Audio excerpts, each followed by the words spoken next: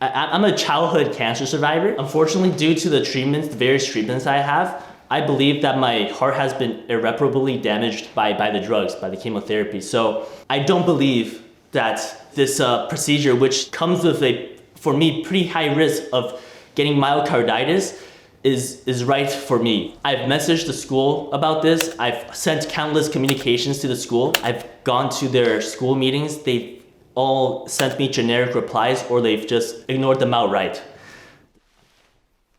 Hello, my name is Henry, and I am a fourth-year computer science student at the University of Toronto, Scarborough campus. I am currently out of school at the moment due to the divisive and coercive mandates at my school.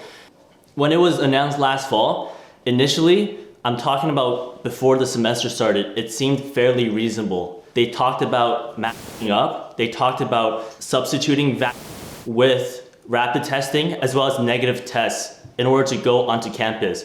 Unfortunately, since then, as schools started to actually open up, the university within a 2-week time span changed their minds and 180 on this issue.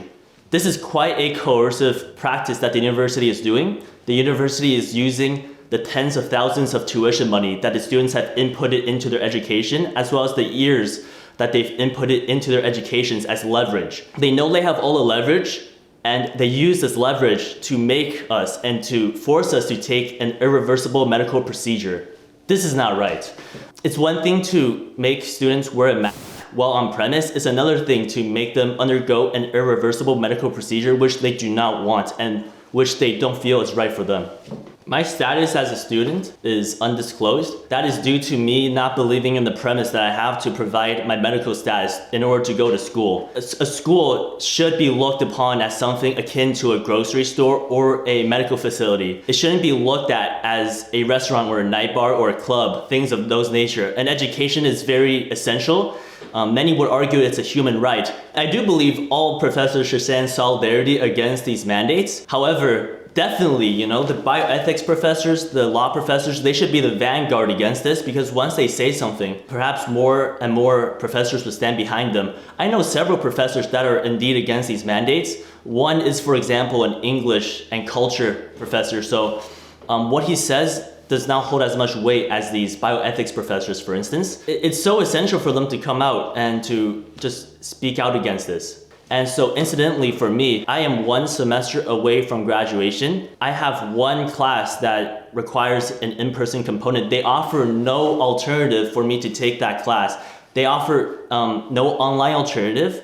And any type, any type of reasonable accommodation, they are not about that. So they just booted me out. The university has shown in the past 1 or 2 years that they have the ability to make reasonable accommodations. For example, the pandemic, when everything was shut down, they offered online alternatives for students so they are able to take courses online. So my question is, why haven't the university provide these reasonable accommodations so that students who, for whatever reason, didn't take the vaccine can also attend classes? Instead, it is this very heavy-handed tactic of coercing students into doing this medical procedure which they don't want, and that is where the problem lies. Even if they provide, for example, if they segregate students based on vaccine status, that would be one thing, but to basically remove them from classes and to not provide an alternative for these students who pay tens of thousands of dollars and thousands of dollars per semester is ridiculous. The question was, did I try to get some reasonable accommodation made for me and students in my predicament? I definitely did. I went to several meetings, one of which was a student union meeting. So this was a meeting about the upcoming winter semester at the time. And during this meeting, there was a lot of concerns about the university's sudden changes of policy that they were doing all the time at the moment. So it was supposed to be that the university is going all in person, and then they changed it back to online for a couple of months. And a lot of students, and not non-vaccinated, they were really frustrated because the university was flip-flopping on all of these things. And this affects students in many ways because a lot of people, for example, rented out an apartment for in-person learning, but the university went online for a couple months, so they lost some money on that. Several students and I, who are either undisclosed or unvaccinated, we went into the meeting. Yeah, we spoke about our experiences, and we came out of the meeting very hopeful because we were pretty articulate in explaining our concerns. And nothing came from that meeting. They said our concerns are heard and they're going to advocate for our position. But beyond that, nothing was written about in the school newspaper, even though there was somebody from the school newspaper there. So the other attempt that we all made was I and several students participated in mass email campaigns where we emailed the school about, 15, 20 people from our school. And what came as a result of that was the school sent out a very generic copy and pasted email that was full of legal jargon that we thought was legally flimsy. Even beyond the schools, there is an organization called the Council of Ontario Universities. And so you can think about this kind of as a quasi-union of sorts for these universities. And they basically petitioned the council to agree on certain policies, which the schools all adopt. So that is why across all of these Ontario universities, their vaccine policy and mandates are all the same. It's so, students who are undisclosed or unvaccinated, they can't simply get up and go to another Ontario university. It effectively eliminates competition from these schools because if you don't like the vaccine mandates, you have to literally go out of province in order to attend school. I just need one more semester to graduate, and without this semester, it's really hard to write something on the resume and to say I'm a graduate from the school in order to find a job. So for me, it has, people deal with stuff, people move on. But for me, I'm just the type of person that can't really just sit at home and do nothing. So I did go out and get a part-time job. I work in retail. And so I can show you these hands. These are working hands. I've been stacking milk crates, pulling out egg cartons, that type of stuff. I don't loathe the job. I don't look down on the job, but this didn't have to happen. I should be doing something in my field.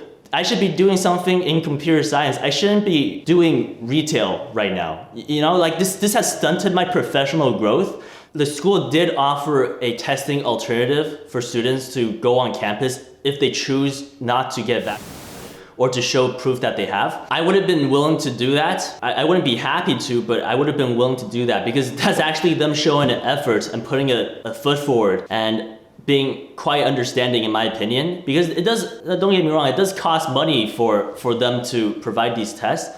I would have even gone as far as to, if I had to pay for it, I would have done that. Pausing of the mandates is a positive step in the right direction for sure. However, the term pausing and the way they phrase emails to students is concerning to me. Pausing implies that it's going to be resumed if necessary in the future.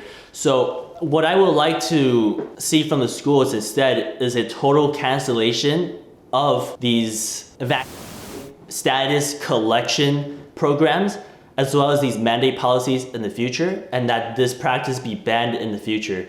Every student should be concerned about this, even if you're triple vaccinated, quadruple vaccinated, unvaccinated, whatever, because the university is not just telling you what procedure to take and to what extent to take it. They're telling you the time frame of when to take it. So I have a email communication which we have received from the school at U of T, and this was sent on August 26th. And the email said that we expect all members of the community to have their first dose by September 13th and to be fully vaccinated by October 15th. So as we can extrapolate from that email, the tone that they're using is they have so much control over your bodily autonomy. They're treating students like chattel property and telling them you have to get the first shot by this date and the second shot by this other date. Actually, one of the big reasons that I have the undisclosed status for my school is because I believe that we should all be able to make our own choices, obviously, but the reason why I don't want to make that choice and be to undergo this procedure is because I'm a childhood cancer survivor. So unfortunately, due to the various treatments I have, I believe that my heart has been irreparably damaged by the drugs, by the chemotherapy. So due to that reason, I don't believe that this procedure, which comes with for me, pretty high risk of getting myocarditis, is right for me. So that's the internal struggle for me. I feel like I'm being treated like a second-class citizen by my own school due to not just because my choice not to be to undergo this procedure, but due to my past medical history as well, me getting cancer, getting Hodgkin lymphoma. So I've messaged the school about this. I've sent countless communications to the school. I've gone to their school meetings. They've all sent me generic replies, or they've just ignored them outright. As somebody who values their own medical privacy, for me to bring up my past like that, I felt that was necessary to illustrate the people that you're just catching the crosshairs of these destructive policies. It's not just your ideological enemies that you're catching with this. It's people who have legitimate medical concerns about these vaccines that you're also catching in this. I have very low confidence for post-secondary institutions moving forward. I think across the board, confidence in these post-secondary institutions are very low at the moment. And it's not just students like me. I think with their constant flip-flopping on various policies, I think even the disclosed students are pretty fed up with the universities as well. To me, Amity means friendship and coming together. And so the unvaccinated, the undisclosed, partially vaccinated, everybody coming together and going against these divisive policies as well as these divisive mandates at school. As I have said earlier, I think if these mandates are allowed to be resumed, since they are on pause right now, but if they are allowed to be resumed, I think it's going to be even more destructive than it already has been. You're going to be talking about people who are right now considered fully vaccinated being suddenly considered partially vaccinated in the blink of an eye and being forced to take boosters in order to get the green check mark again. So in a state where things are going back to normal and the government is not enforcing these mandates in regular life, it would be up to the universities to enforce these mandates should they choose to. If they choose to, I think every student across the board should stand up for this and to just be against this and be united in that effort.